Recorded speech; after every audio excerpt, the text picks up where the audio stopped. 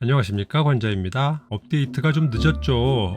사실 지난 방송 들어보신 분들은 아시겠지만 좀 약간 코맹맹이 소리가 좀 났었잖아요. 지금도 마찬가지인데 제가 이 코감기가 걸렸나 봐요. 그래가지고 도저히 들을 수가 없을 정도로 좀 상태가 안 좋아져서 이게 좀 나아지면 올려야겠다라고 좀 약간 시일을 좀 두고 기다렸었는데 전혀 차도가 없는 거예요. 그나마 나아진 게 이 정도입니다. 업데이트가 늦어서 좀 죄송합니다. 지난 시간에는 창홍 시크 B7U의 스펙과 언박싱 그리고 외관상의 장단점에 관해서 얘기를 해봤고요. 이번 시간에는 창홍 시크 B7U의 메뉴와 성능에 대해서 한번 평가를 해보도록 하겠습니다. 먼저 초기 설치 과정부터 좀 보실까요? 자, 저희 집 거실입니다. 이렇게 TV가 한가운데 떡 자리 잡고 있죠. 그런데 이 TV를 치우고 빈 공간에 한번 빔 프로젝터를 설치를 해보도록 하겠습니다. 이게 가능한 이유는 뭐다? 바로 초단 초점 프로젝터이기 때문에 가능한 것이죠. 이렇게 B7U를 TV장 위에 놓고 전원을 켜봅니다. 참고로 최초 기동 시간은 한 요정도 됩니다. 확실히 예전에 리뷰했었던 수은 램프 4K 프로젝터보다는 기동 시간이 짧죠? 이곳이 바로 레이저 프로젝터의 장점 중에 하나라고 하겠습니다. 처음에 기동을 하면서 화면이 천장을 뚫고 올라가는군요. 이거 화면 조정을 좀 해야 할 텐데, 일단 처음에 오토포커스 기능이 작동을 하면서 자동으로 화면에 초점을 잡아줍니다. 그리고 나서 바로 초기 설정 화면이 나오는데요. 먼저 언어 선택을 할 수가 있게 돼 있죠. 한국어도 물론 있긴 합니다만 저는 그냥 영어를 쓰기로 합니다. 그리고 다음에는 네트워크 설정이 나오죠. 그래서 와이파이에 AP를 잡고 네트워크를 연결을 하게 됩니다. 여기서 와이파이 2.4GHz와 5GHz 듀얼 밴드가 모두 접속이 가능하다라는 것을 바로 확인할 수가 있습니다. 이렇게 언어 설정과 네트워크 설정을 끝내면 초기 설정은 끝나고 홈 화면이 나오게 됩니다. 그런데 이걸 이 상태로 그냥 쓸 수는 없잖아요. 사각형을 만들어서 써야 되니까 화면의 사각형을 맞추기 위해서는 B7U의 하단에 있는 높이 조절형 나사 2개를 조정을 해서 일단 네모를 맞추어 줍니다. 대강 맞추고 나서는 키스톤 기능을 통해서 정확하게 사각형 화면을 잡아주면 화면 세팅이 끝나게 됩니다. 이렇게 저희 집 거실 벽에 최적화된 화면은 115인치가 나오는데요. 이 115인치를 만들기 위해서 필요한 벽과의 거리는 단 27cm입니다. 훌륭하죠? 멋집니다. 자, 이렇게 초기 세팅이 끝났습니다. 자, 그럼 이렇게 설치된 화면에서 앱은 어떻게 다운로드 받지? 이런 궁금증이 드시죠? 일단 요 기본적인 세팅에는 앱스토어가 없습니다. 이 앱스토어를 따로 설치를 해 주어야 하는데요. 아마 이 프로젝터를 구매를 하시게 되면 프로젝터 구매처에다가 아마 요청을 하시거나 아니면 굳이 얘기하지 않아도 파일을 줄 것 같은데, 이런 앱스토어 설치용 APK 파일을 줄 겁니다. 그러면 요 앱스토어를 이렇게 설치를 하는 거예요. 그렇게 되면 이렇게 앱스토어를 구동을 할 수가 있게 됩니다. 여기에서 각종 필요한 앱들을 다운로드 받아서 설치를 하시면 됩니다. 전혀 문제가 아니죠. 그리고 여기 이 앱스토어에 없는 앱들은 APK 퓨어 사이트라든가 이런 데에서 APK 파일을 다운로드를 받으셔서 USB를 통해서 사이드로딩 방식으로 따로 설치를 하시면 됩니다. 저 같은 경우에는 CPUG라는 성능 테스트 및 스펙 확인용 앱과 DRM 수준을 확인할 수 있는 DRM 인포라는 앱을 사이드로딩 방식을 통해서 이렇게 설치를 해봤습니다. 자, 먼저 CPUG를 통해서 확인이 되는 것은 뭐다? 해상도가 1920, 1080으로 나온다. 4K인데 왜 1080p로 나오지? 지난번에 제가 말씀드렸죠. B7U 프로젝터는 픽셀 쉬프트 방식을 이용한 유사 4K 방식의 구현을 하고 있기 때문에 당연히 픽셀 수는 1920, 1080개가 되는 겁니다. 그 이외에는 제가 지난번에 말씀드렸던 스펙과 동일합니다. 다음에 DRM 인포를 보시면 와이드바인 DRM의 수준을 알 수가 있죠. 와이드바인 DRM은 구글이 배포를 한 DRM 레벨을 말하는 것이죠. 여기서 확인할 수 있다시피 와이드바인 DRM은 L3입니다. 좋은 거는 L1이 좋은 거고 L3는 안 좋은 게 L3인 겁니다. 그러다 보니까 이렇게 넷플릭스를 구동을 할 적에 4K 프로젝트 프로젝터임에도 불구하고 해상도가 요것밖에 안 나오는 것이고요. 그러다 보니까 이렇게 원 부분도 이렇게 불명확하게 표시가 되고 격자 무늬 같은 것들도 뭉개져서 제대로 표현이 안 되죠. 반면에 크롬캐스트 4를 HDMI에 꽂아서 넷플릭스의 테스트 패턴즈 화면을 돌려보면 이렇게 명확하게 4K 해상도임을 확인할 수가 있고, 이렇게 동심원의 표현이라든가 아니면 격자 무늬의 표현도 아무 문제가 없다, 심지어는 이렇게 아주 깨알 같은 글씨도 잘 구현을 하고 있더라 라는 것을 확인을 할 수가 있게 되는 것입니다. 자, 그럼 이제 메뉴를 한번 살펴보시죠. 사실 메뉴는 설명드릴 게 없습니다. 제가 이전에 설명드린 적이 있거든요.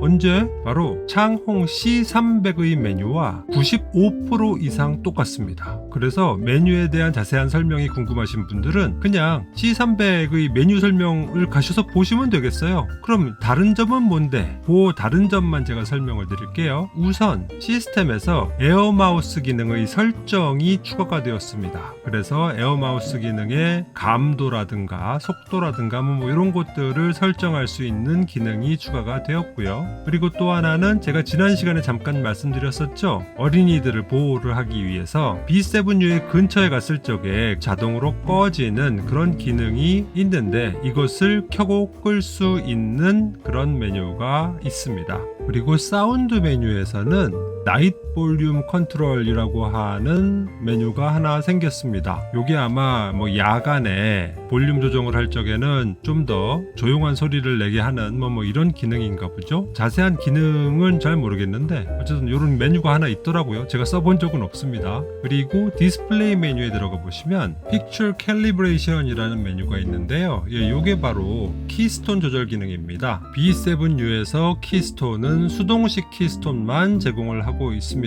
반면에 C300의 경우에는 자동 수직 키스톤 조절 기능이 있죠.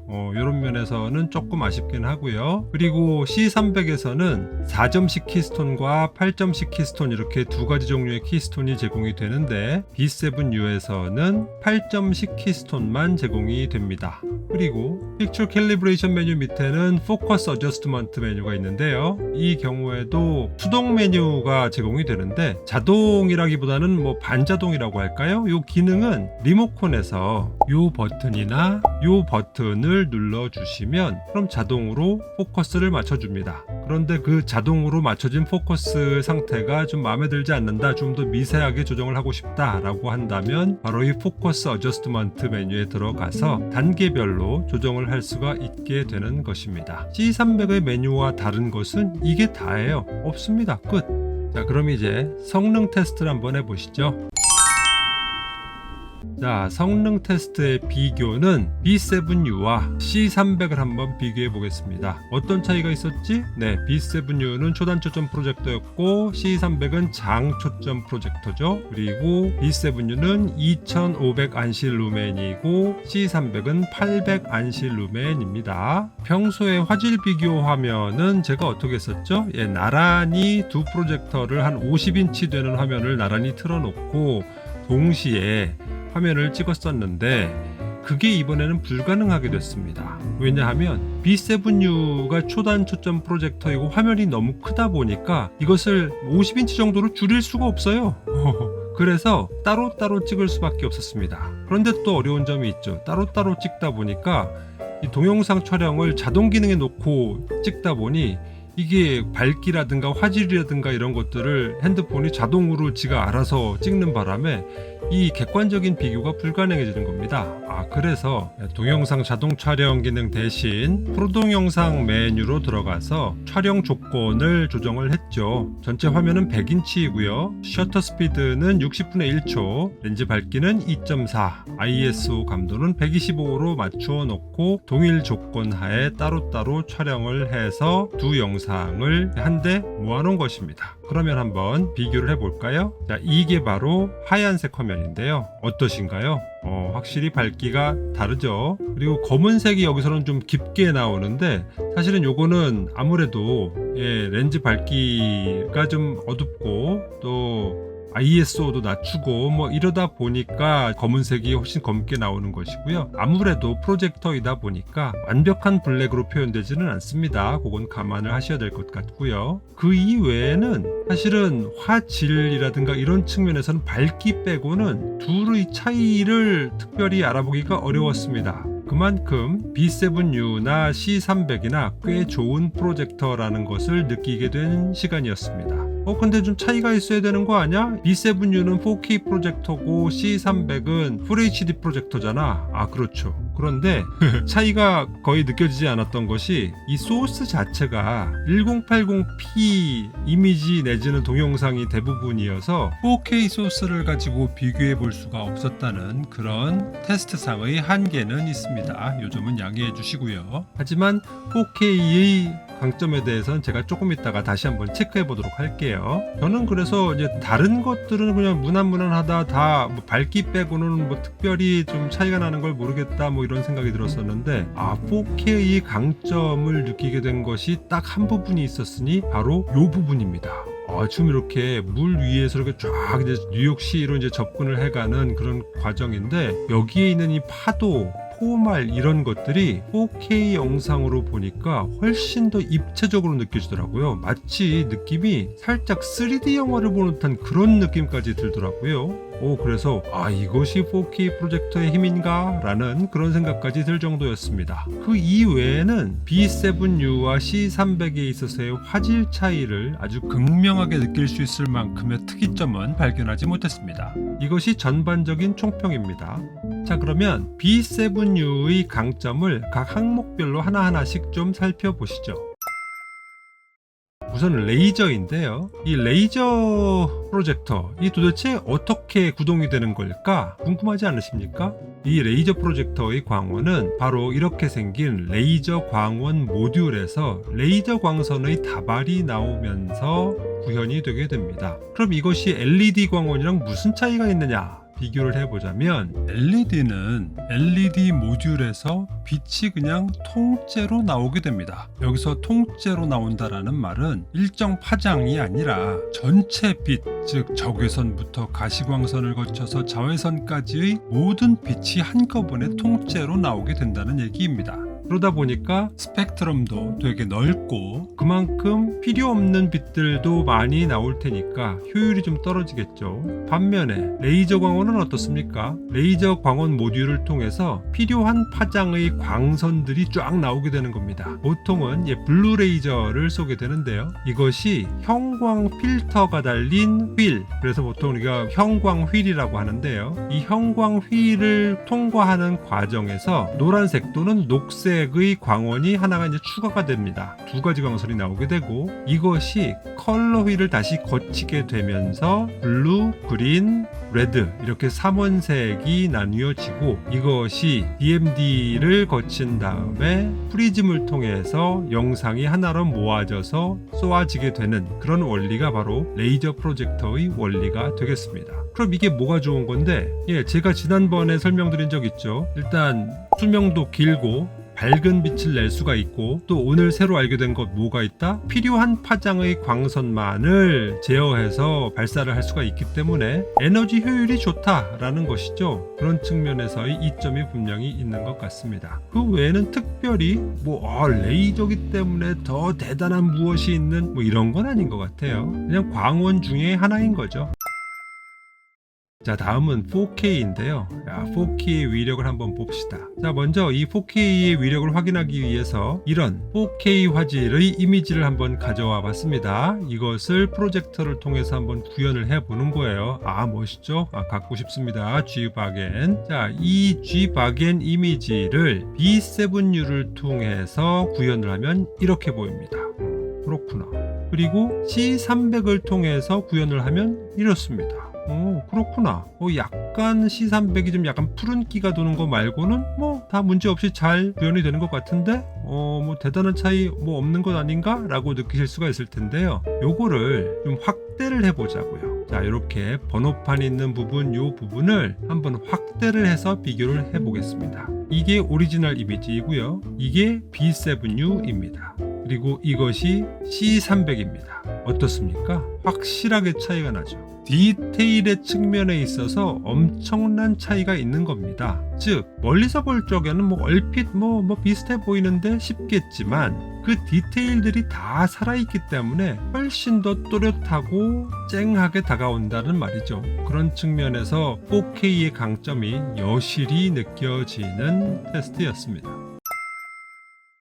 자, 다음에는 초단 초점 프로젝터의 장점을 알아볼까요? 초단 초점은 바로 스크린 앞에서 쏘게 되는 화면 아니겠습니까? 그러다 보니까 이렇게 제가 스크린 앞으로 지나가더라도 스크린에 그림자가 비치지 않습니다. 반면에 이런 장초점 프로젝터 앞을 지나가게 되면 어떻게 되죠? 제 몸에 이렇게 영상이 맺히면서 참 볼상사납게 되지요. 이런 특징이 이제 보이는 겁니다. 이런 특징이 강점이 되는 경우가 뭐가 있을까요? 인터넷 강의나 아니면은 유튜브를 통해서 강의를 하시는 분의 경우에 이렇게 칠판에다가 뭔가 영상을 띄워 놓고 그리고 강의하시는 분들 같은 경우에는 프로젝터가 자신의 몸보다 스크린에 더 가깝게 있다 보니까 그 영상에 영향을 주지를 않죠. 그림자가 지질 않습니다. 그래서 훨씬 더 효율적으로 이용을 하는데 도움이 될 것 같습니다. 그런데요, 여기 유의할 점도 하나 있어요. 자, 우리가 방금 전에 봤었던 그 G박에의 번호판 부분을 한번 다시 봅시다.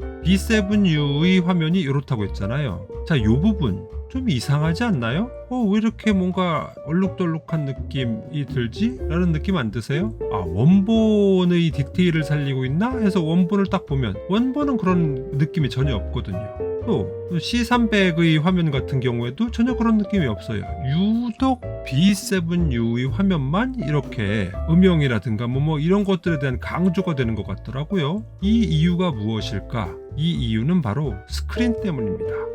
스크린이 왜? 제가 투사를 한 스크린은 그냥 저희 집 벽지인데요. 벽지가 이렇게 생겼어요. 벽지? 그냥 무난한 실크 벽지인데? 근데요, 이것을 불을 끄고 한번 플래시로 촬영을 해봤어요. 이렇습니다. 이게 보여주는 게 뭐죠? 벽지가 우둘투둘 뭔가 요철이 있다는 얘기죠. 올록볼록하다는 얘기죠. 요런 특성이 있더라는 겁니다. 근데 이런 울룩불룩한 것이 있는 것이 왜 초단 초점에 영향을 주는 거야? 사례 하나를 더 보실게요. 자, 우리가 아까 전에 화질 비교를 할 적에 봤던 화면이 이거죠. 여기에서 뭔가 좀 이상한 거 못 느끼셨습니까? 바로 이 부분이요. 잘 안 보이신다고요? 확대를 해볼게요. B7U는 뭔가 이렇게 길쭉한 뭔가가 나와 있는데 C300의 화면에는 그냥 점이 찍혀 있다. 이거 뭐야? 이거요. 스크린이 되는 이 벽에 못이 하나 박혀 있었던 거예요. 자, 이 못이 박혀 있는 벽에 프로젝터를 투사한다고 봅시다. 자, C300을 가지고 투사를 하면 어떻게 될까요? 벽에 점이 나오겠죠. 못 대가리만 나오는 점이 나올 겁니다. 왜? 빛이 앞에서 비춰지니까. 그런데 B7U 초단 초점 프로젝터를 통해서 빛을 비추면 어떻게 될까요? 이렇게 밑에서 빛을 비추게 되면 그림자가 지게 되죠. 그렇기 때문에 길쭉한 그림자가 생길 수밖에 없다라는 겁니다. 다르죠. 그러다 보니까 아까 전에 다시 봤던 이 벽지도 마찬가지예요. 이렇게 올록볼록한 그런 요철이 있는 벽지이다 보니 그 벽지의 굴곡이 그대로 화면에 비춰져서 더 강조가 되는 겁니다. 그러다 보니까 화면이 조금 지저분해지게 되죠. 그래서 초단 초점 프로젝터의 경우에는 반드시 아주 평평한 스크린이 필요하게 됩니다. 그렇지 않으면 초단 초점 프로젝터의 장점을 제대로 살리지 못하고 오히려 화면이 더 어지러워지거나 굴곡이지거나 이렇게 될 수가 있어요. 그래서 평평한 스크린이 필요하게 되고, 이런 평평한 스크린을 위해서 보통은 액자형 스크린을 많이 쓰게 되죠. 벽에다가 딱 고정해 놓고 평평한 스크린을 구현을 하게 됩니다. 다음에는 이제 주변광의 영향을 좀 볼 건데요. 자, 이것이 낮에 약 1시 반쯤 경에 촬영한 동영상입니다. 2500 안시루멘이 밝기는 하다는데 그래도 낮에는 안 되네. 낮에는 좀 벅차죠. 특히나 저희 집 같은 경우에는 창이 엄청 크고 정남향집이어가지고 빛의 광량이 상당히 세거든요. 그러다 보니까 아무리 2500 안시루멘의 B7U라 하더라도 완전 대낮에는 좀 힘듭니다. 그리고 밤에는 어떨까? 거실 등을 한번 켜보겠습니다. 예, 이렇게 거실 등 3개를 켰을 때와 2개를 켰을 때, 그리고 하나를 켰을 때와 아예 껐을 때 분명히 차이가 있지요. 그리고 이렇게 거실 등을 켰을 적에도 아무래도 제대로 된 화면을 즐기기가 쉽지는 않습니다. 왜 그래? 그 이유는 아주 간단합니다. 빛이 밑에서 쏘아 올려지니까 원칙적으로는 그 입사각대로 반사각이 그대로 나가다 보니까 사람 눈으로 잘 안 들어오죠. 그런데다가 이렇게 굴곡이 있는 스크린의 경우에는 난반사가 되거나 광선이 흡수가 되거나 막 이래가지고 사람 눈까지 제대로 오기가 어려워지는 환경이 되는 겁니다. 게다가 주변 광들도 같이 난반사가 되면서 빛이 한데 섞여버리는 거죠. 그래서 필요한 것이 바로 뭐다? 초단 초점 전용 스크린이 필요하게 되는 겁니다. 초단 초점 전용 스크린을 우리가 보통 ALR 스크린 또는 CLR 스크린이라고 하는데요. 도대체 이 ALR 스크린 또는 CLR 스크린은 도대체 뭐가 다른 건데, 그냥 일반 스크린이랑 뭐 특별히 다른 게 있어? 그냥 똑같은 회색빛의 광학 스크린 아니야? 아니에요. 이걸 확대를 해보잖아요. 뭔가 특징이 있죠. 이렇게 막 잘잘잘잘잘하게 가로줄이가 있는 거예요. 이거 뭐지? 확대를 해보면 이런 구조를 가집니다. 이렇게 스크린이 톱니바퀴처럼 돼 있어요. 그래서 밑에서 올라오는 빛은 정면으로 반사를 시키지만 위에서 오는 빛은 흡수를 하거나 아니면 다른 방향으로 반사를 시키거나 해서 눈 쪽으로 그 주변 빛이 오지 않게끔 하는 특징을 가지고 있습니다.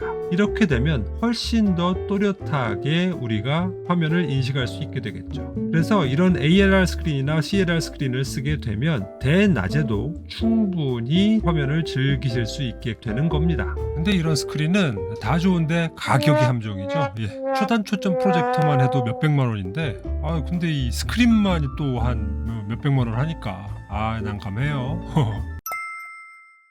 자, 이제 B7U의 소음을 한번 테스트해보죠. 기본적인 소음 수준은 55.4dB 정도 됩니다. 그리고 이렇게 프로젝터를 켜게 되면 맥스 59.5dB를 넘지 않습니다. 보통은 59dB 근처를 왔다 갔다 하게 되더라고요. 즉, 프로젝터를 켜지 않았을 때보다 프로젝터를 켬으로써 증가하게 되는 소음이 한 4dB 정도밖에 늘어나질 않는 거예요. 엄청 조용하다는 얘기죠. 깜짝 놀랐습니다. 그리고 이렇게 프로젝터 자체가 원래 조용한 데다가 이 프로젝터가 어디에 위치하죠? 멀찍이 저 앞에 스크린 앞에 위치하잖아요. 우리는 빔 프로젝터를 어디서 보게 되죠? 저 반대편인 소파에 앉아서 보게 되잖아요. 그러다 보니까 훨씬 더 조용하게 느낄 수밖에 없다는 거죠. 그래서 초단 초점 프로젝터의 경우에는 소음에 확실히 이점이 있다라는 특징이 있고, 더더군다나 B7U는 그나마 있는 소음조차도 상당히 적은 편이다라는 측면에서 소음 문제는 전혀 걱정거리가 아니다라는 것을 알 수가 있습니다. 다음은 음질 테스트인데요. B7U와 C300으로 동일한 동영상을 한번 재생을 해보도록 하겠습니다.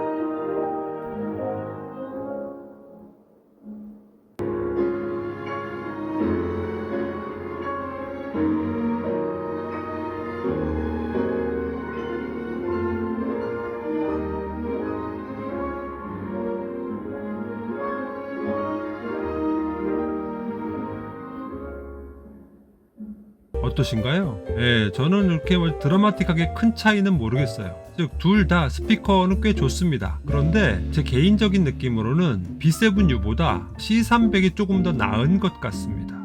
이게 무슨 소리야? 네, 일단 기본적으로 B7U는 저음 쪽은 좋은데 고음 쪽이 조금 좀 뭉툭한 그런 느낌이 나고요. 반면에 C300의 경우에는 저음 쪽도 괜찮고 고음 쪽도 괜찮고 다 좋습니다. 그런데다가 구조적으로 C300이 좀 더 유리한 위치에 있긴 합니다. 무슨 얘기냐? B7U의 경우에는 스피커가 어디 있죠? 예, 전면에 두 개가 있다고 했잖아요. 그래서 스피커 두 개에서 같은 방향으로 소리가 울려 퍼지게 됩니다. 이렇게 되면 스테레오의 분리도가 아무래도 조금 떨어지게 되겠죠. 반면에 C300의 경우는 어떻습니까? 스피커가 양쪽에 붙어 있죠. 그리고 옆으로 퍼져나가게 돼 있죠. 그러다 보니까 그 스테레오의 분리도가 훨씬 더 강조가 되겠죠. 왜? 옆으로 나간 소리가 다른 곳에 반사가 되어 가지고 다시 돌아올 테니까 그런 면에서 음장 효과를 생각을 해 본다면 C300이 좀 더 사운드에 유리한 구조를 가지고 있겠다. 다이렉트로 레프트 라이트 소스가 귀로 들어오는 것보다 다른 방향으로 쏘아진 레프트 라이트의 사운드가 다른데 부딪혀서 다시 돌아오는 소리를 듣는 것이 훨씬 더 좀 입체적으로 들릴 확률이 높다라는 점에서 전반적인 사운드는 C300이 약간 더 좋은 것이 아닌가라는 느낌이 있습니다. 자, 이제 레이턴시 체크를 한번 해보겠습니다. 레이턴시 체크를 위해서는 레이턴시가 가장 적은 게임 모드를 선택을 한 다음에 테스트를 해보도록 하겠습니다. 테스트 방법은 아시죠? 이렇게 스탑워치를 PC와 연결을 해서 100초 동안 돌리는 겁니다. 그렇게 해서 100초가 되었을 적에 나오는 딜레이 값을 비교해 보는 건데요. 자, 결론이 어떠냐? 이렇습니다. 야, 이거 뭐야? 레이턴시가 한 100ms 정도가 느리군요. 100ms이면 0.1초입니다. 요거는 조금 실망스럽습니다. 보통 일반적인 중저가 프로젝터들이 50ms 내외였고 또 우리가 리뷰했던 T사의 땡9의 경우에는 레이턴시가 아예 0이었지 않습니까? 그런데 B7U처럼 이렇게 고가의 프로젝터인데 레이턴시가 100ms다. 요거는 조금 아쉬운 측면이라고 아니할 수가 없겠네요. 이 정도면은 살펴볼 만한 것들은 다 살펴본 것 같아요. 자, 그럼 이제 지난 시간에 이어서 추가로 발견이 된 장점이나 단점 이런 것들을 체크를 해보겠습니다. 먼저 B7U의 단점을 말씀을 드리고 싶어요. 아쉬운 점도 아니고 단점이야? 예, 요건 단점 맞습니다. 뭐냐? B7U에 기본적으로 탑재된 미디어 플레이어가 제공을 하는 코덱이 별로 다양하지 않습니다. 그러다 보니까 우리들이 보통 개인적으로 소장하고 있는 동영상 파일 중에 재생이 안 되는 경우가 종종 있어요. 이것은 단순히 확장자의 문제는 아니고요. MKV 파일이든 AV 파일이든 MP4 파일이든 간에 그것이 어떤 코덱으로 인코딩이 되었느냐에 따라서 코덱을 좀 타는 것 같은데 코덱이 지원이 되지 않아서 재생이 안 되는 경우가 종종 있습니다. 이거는 단점 맞는 것 같습니다. 아니 이게 한두 푼짜리도 아니고 이렇게 비싼 프로젝터인데 코덱을 좀 다양하게 좀 지원을 해줘야 되는 것 아닌가라는 생각이 있습니다. 그리고 두 번째 단점은 또 마찬가지로 미디어 플레이어와 관련된 것인데요. 자막 포맷을 지원하지 않는 것 같습니다. 메뉴상으로 들어가 보면 분명히 서브타이틀이라는 메뉴가 있어서 여기에서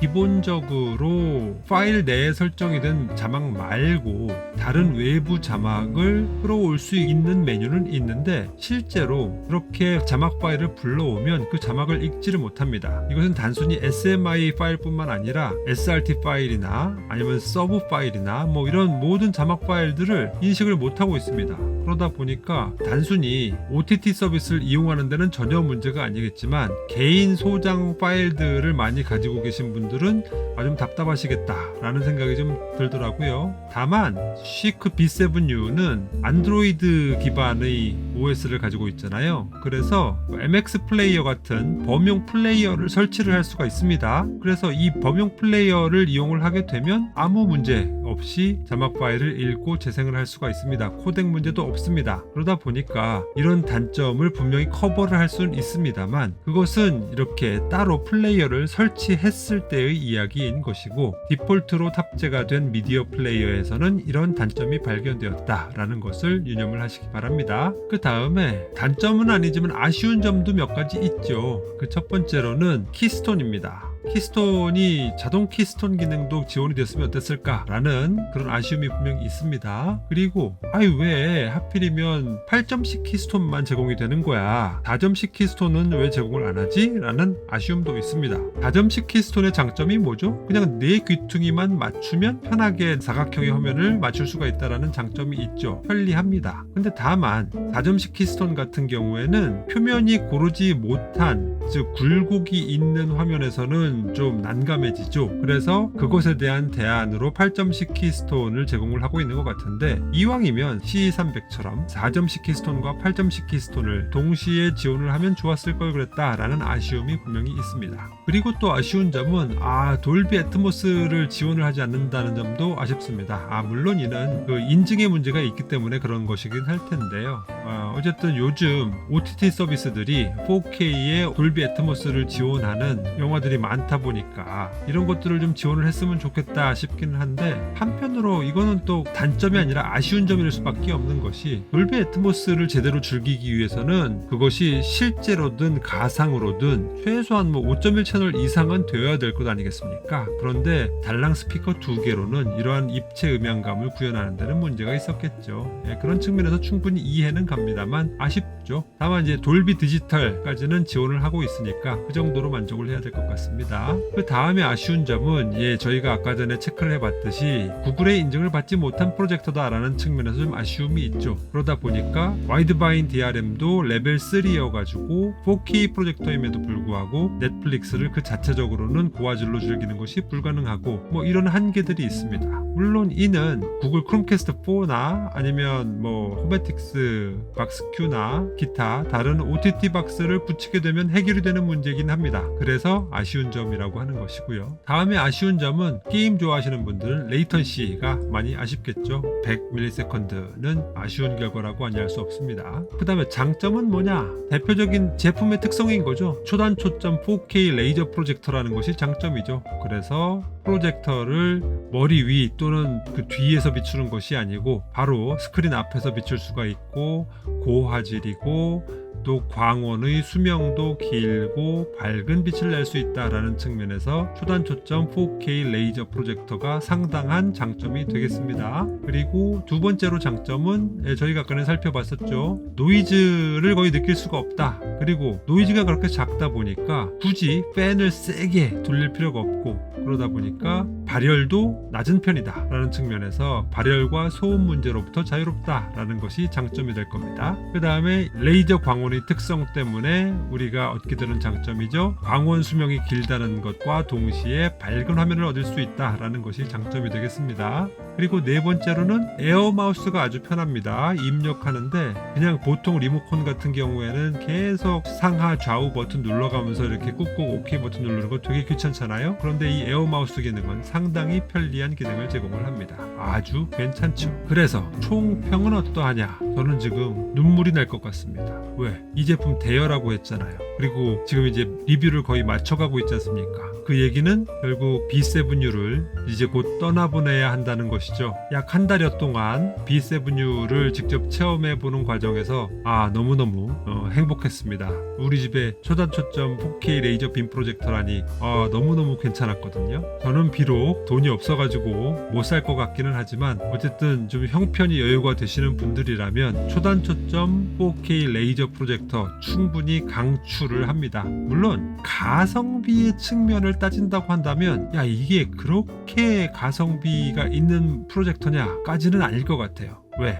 그런 뭐 제가 막눈이고 제가 좀 민감하지 않아서 그런지는 몰라도 조금 화질이 모자라기는 하고 밝기가 좀 떨어지기는 하더라도 비용을 생각하면 제 수준에는 C300도 나쁘지 않은 선택이다. 꽤 좋은 선택이다라고 저는 생각을 하거든요. 그런 측면에서 가성비의 측면에서는 각자의 기준이 좀 다를 수는 있겠지만 어쨌든 이 B7U의 객관적인 퀄리티는 꽤 괜찮은 프로젝터다라고 말씀드릴 수가 있을 것 같습니다. 이 정도로 B7U에 관한 리뷰를 마치도록 하겠습니다.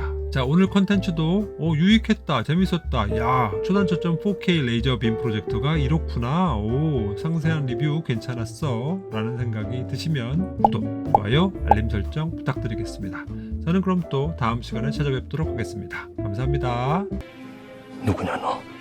앉아.